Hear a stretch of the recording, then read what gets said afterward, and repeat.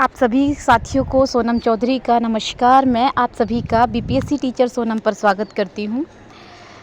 साथियों, जैसे कि आप सभी जानते हैं कि हम लोग जो है इस चीज़ का इंतज़ार कर रहे हैं कि बीपीएससी टीआरई 4 नोटिफिकेशन कब आएगा। हम सब के मन में ये सवाल है कि बीपीएससी टीआरई 4 का नोटिफिकेशन आएगा, क्या इलेक्शन से पहले आ जाएगा या इलेक्शन के बाद आएगा। अगर इलेक्शन से पहले आ जाता है तो कहीं यूपी की तरह ये वैकेंसी का एग्ज़ाम होने में तो प्रॉब्लम नहीं होगी। बहुत सारों को ये भी कन्फ्यूज़न है कि अगर इलेक्शन से पहले आ भी जाए, क्या उसके बाद आचार संहिता लग जाएगी तो क्या हमारा एग्ज़ाम हो पाएगा। तो इन सभी सवालों का जवाब देने के लिए आज मैं आपके साथ जुड़ी हूँ। बीपीएससी टीआरई 4 का नोटिफिकेशन देखो, अभी कोई भी ऑफिशियल न्यूज़ नहीं है। लास्ट टाइम जो शिक्षा मंत्री ने कहा था कि बीपीएससी टीआरई 4 का एग्ज़ाम हम 10 अगस्त तक ले लेंगे, उसके बाद से अब तक कोई भी ऑफिशियल नोटिफिकेशन नहीं आया है, कोई भी ऑफिशियल जानकारी नहीं आई है। इसलिए आसपास में जितनी भी अफवाहें चल रही है, आप प्लीज़ उन पर ध्यान मत दीजिए और यही मान के चलिए कि जो आपका एग्ज़ाम होगा वो आपका 10 अगस्त तक हो जाएगा।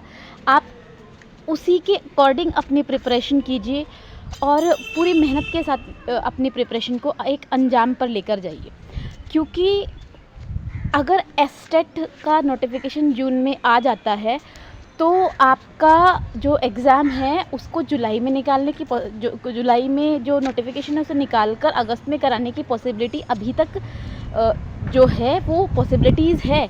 दूसरा, इलेक्शन का जो माहौल है वो ये बताता है कि वो एग्ज़ाम लेने के मूड में है, क्योंकि इस बात का फ़ायदा वो ज़रूर लेंगे अपने इलेक्शन में। और मैं आपको एक और बात बता दूं कि हम लोग साल भर कितना पढ़ रहे हैं, पूरी साल कितना काम कर रहे हैं, पूरी साल में हम कितना पढ़ पा रहे हैं, उससे ज़्यादा इम्पॉर्टेंट है कि आखिरी 2-3 महीनों में हमने कितना पढ़ा है।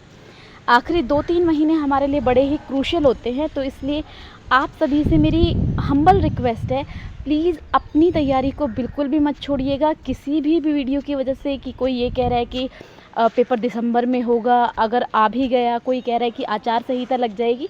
अगर इलेक्शन से पहले आपका नोटिफिकेशन आ गया तो फिर आचार संहिता लगने से कोई फ़र्क नहीं पड़ेगा, क्योंकि जो काम चल चुके हैं वो कराए जा सकते हैं आचार संहिता लगने के बाद भी। तो आचार संहिता लगने के बाद भी आपका एग्ज़ाम कराया जा सकता है।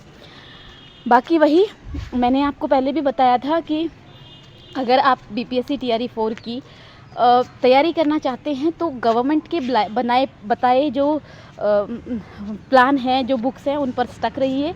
आप एससीईआरटी और एनसीईआरटी से ही अपनी प्रिपरेशन करिए। साथ में आप कोई प्रैक्टिस सेट लगा सकते हैं, कोई मॉक टेस्ट वगैरह लगा सकते हैं कहीं पर, ऑफलाइन ऑनलाइन कहीं भी। लेकिन एससीईआरटी एनसीईआरटी को बिल्कुल भी इग्नोर मत कीजिए, आप उनसे अपनी तैयारी को कीजिए। Thank you. उम्मीद है कि आपको मेरी बात समझ में आई होगी, और अगर समझ में आई होगी तो प्लीज़ चैनल को सब्सक्राइब कर दीजिए, लाइक कर दीजिए और अपने दोस्तों को भी शेयर कीजिए जिनके मन में ये कन्फ्यूज़न है कि शायद एग्ज़ाम हो या ना हो। Thank you very much.